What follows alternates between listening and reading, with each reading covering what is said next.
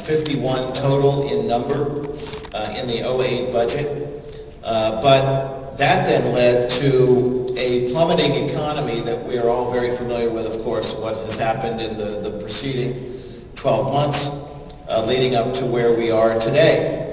Things were so bad that in the summer of 2008, we had to revisit all the budget decisions that we had made at the beginning of '08 and make a mid-year adjustment to cover a projected $12 million shortfall that we were staring at the end of the year. So that resulted in the county board implementing a variety of fairly drastic measures. We put a freeze on all hiring. We put a freeze on all overtime.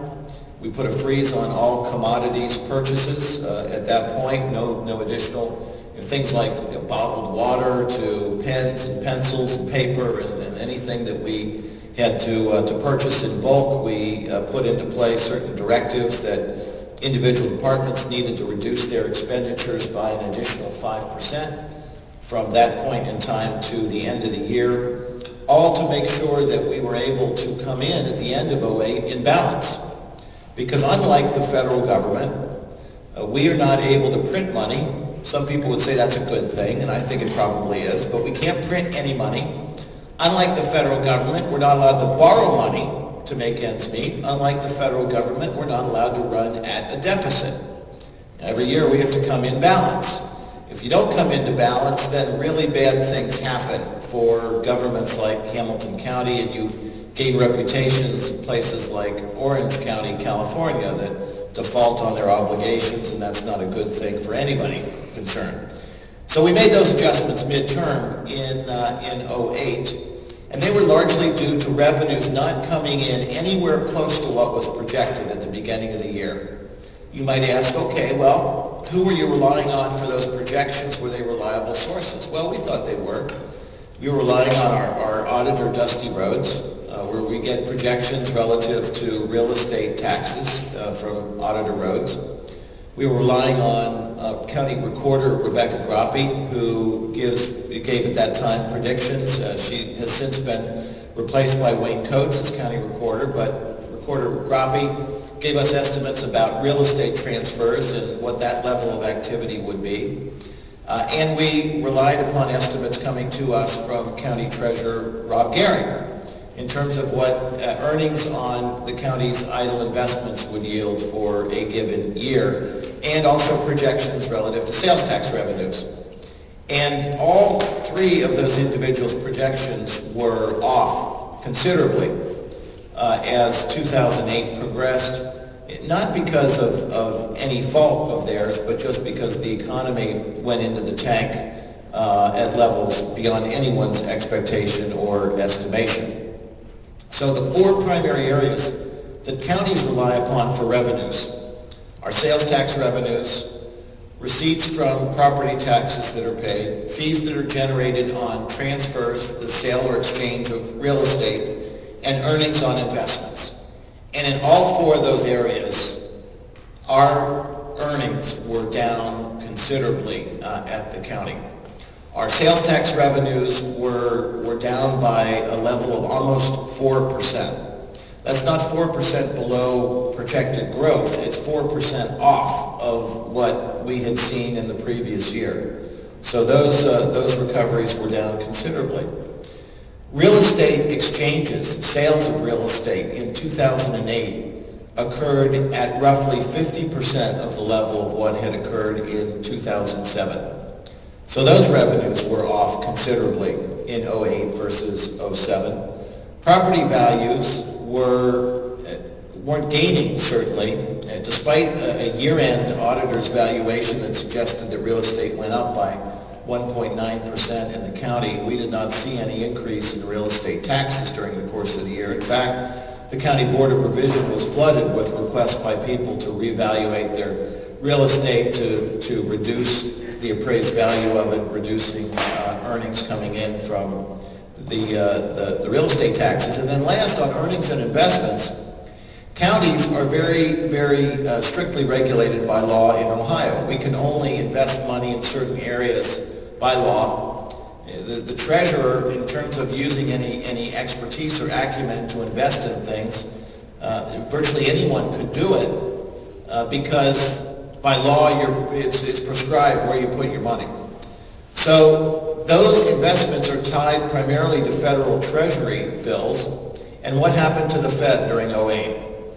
Every other week it was being lowered in an effort to try to get the economy going. So as the Fed was lowered, that may have been good for some consumers. It was very bad for the county because our earnings are tied directly to it. So we had this perfect storm of what's going on in the economy affecting county revenues considerably.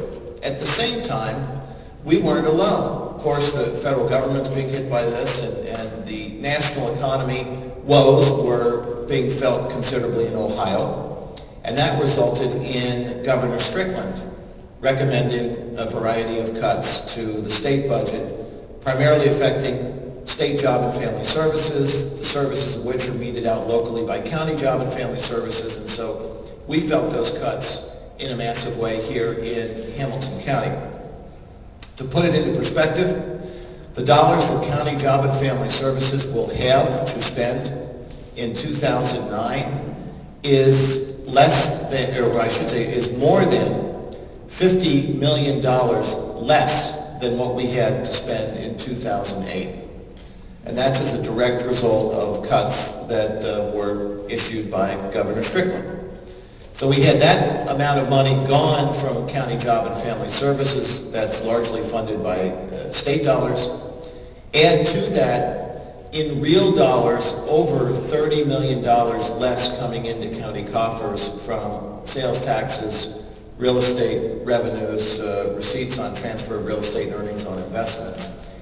And what we have to work with for '09 compared to '08, you put those two together, almost $90 million, actual dollar, not projected, not estimate, not anything, almost $90 million total affecting all county operations less than what we had to work with in 2008. And that's what we began to work our budget around. Now, at everybody's table, I asked my Chief of Staff, Kathy Binns, is here today. Kathy, most of you know her. Kathy circulated that for me because I wanted everyone to at least have a copy of what the goals were that we established for the county for 2009, what we were going to place an emphasis on, the things that we wanted to do. We knew that because of these challenges with the budget, that we needed to continue our work at getting our arms around county spending, the financial footing of the county. We needed to make sure that we put Hamilton County on a real firm financial foundation for 2009 and for the future.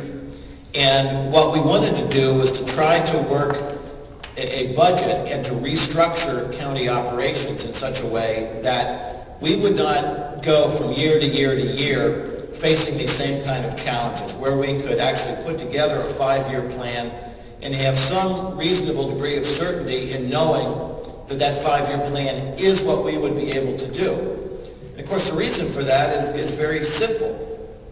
Counties are primarily about providing services to people in need.